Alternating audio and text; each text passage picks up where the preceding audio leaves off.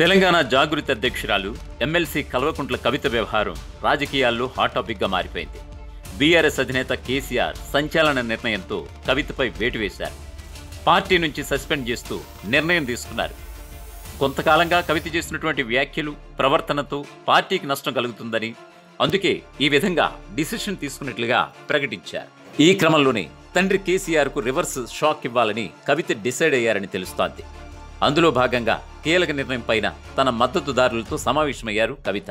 కాసేపట్లో మీడియా సమావేశం నిర్వహించి పార్టీ నుంచి వచ్చినటువంటి ఎమ్మెల్సీ పదవితో పాటుగా పార్టీ సభ్యత్వానికి రాజీనామా చేయాలని డిసైడ్ అయ్యారని సమాచారం.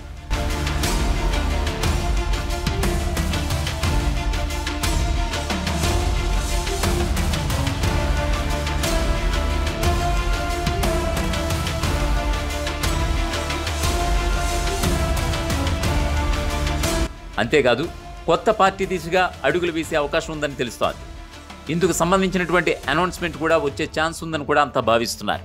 ముందుగా లేఖల లీక్తో స్టార్ట్ అయినటువంటి ఈ వ్యవహారం కేసీఆర్ దేవుడని, ఆయన వద్ద దెయ్యాలున్నాయని కవిత చేసినటువంటి వ్యాఖ్యలు కలకలం రేపాయి. ఆ తర్వాత తెలంగాణ జాగృతిని మళ్లీ యాక్టివేట్ చేయడం, వరుసగా నిరసన కార్యక్రమాలతో ఫాలోయింగ్ని పెంచుకునే పనులు పడ్డారు కవిత.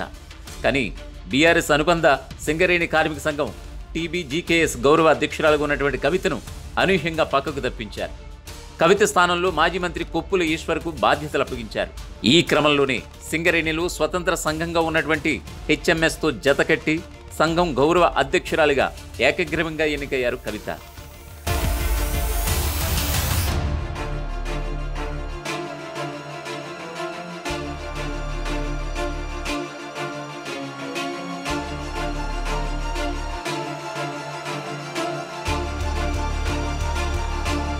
అయితే ఇన్నాళ్ళు చాప కింద నీరులాగా సాగినటువంటి ఈ వ్యవహారం ఇప్పుడు ఒక్కసారిగా బ్లాస్ట్ అయిపోయింది.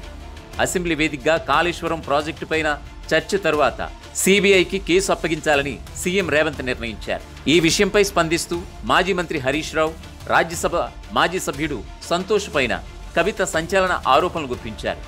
ఈ వ్యవహారంతో బీఆర్ఎస్ యాక్షన్ తీసుకుంది. కాగా కవిత కొత్త పార్టీ పెట్టడం ఖాయంగా తెలుస్తుండగా అందుకోసం ఇప్పటికే పేర్లపైన చర్చించినట్లుగా కూడా ఓ టాక్ నడుస్తోంది.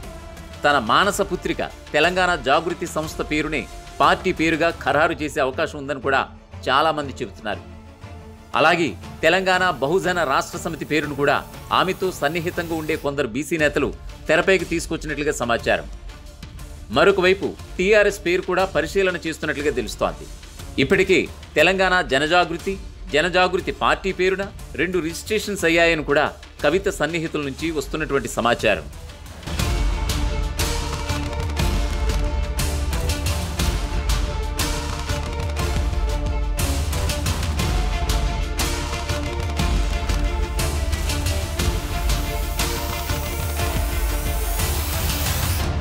మరొక వైపు కవిత కొత్త పార్టీ జెండా రంగులు, మరొక వైపు పార్టీ సింబల్ కూడా దాదాపుగా ఫిక్స్ అయిపోయినట్లుగా తెలుస్తోంది. తెలంగాణ నినాదాలతోనే ముందుకు పోతే సెంటిమెంట్ వర్కౌట్ అవుతుందనే ఆలోచనతో కవిత అడుగులు వేస్తున్నారని అంతా భావిస్తున్నారు. ఎలాగైతే టీఆర్ఎస్ పార్టీ జనాలకు సులువుగా గుర్తుండేలా గులాబీ రంగు జెండా, అంబాసిడర్ కారును గుర్తుగా ఉంచారో అదేవిధంగా తన కొత్త పార్టీ సింబల్ కూడా ఉండాలని ప్లాన్ చేస్తున్నారట కవిత. బతుకమ్మతో ఫేమస్ అయినటువంటి కవిత జాగృతి ఆర్గనైజేషన్తో తెలంగాణ వ్యాప్తంగా గుర్తింపు తెచ్చుకున్నారు.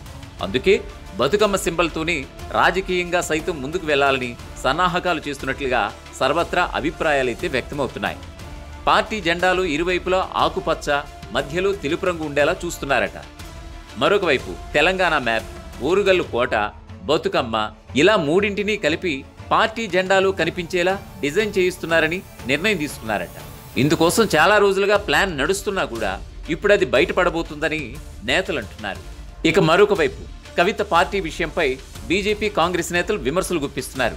అంతా ఫ్యామిలీ డ్రామా అని ఆరోపణలు గుప్పిస్తున్నారు.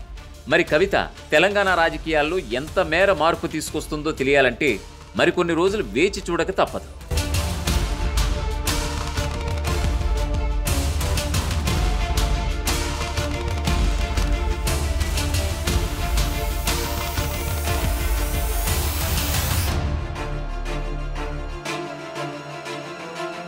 అసలైన తొలి వెలుగు.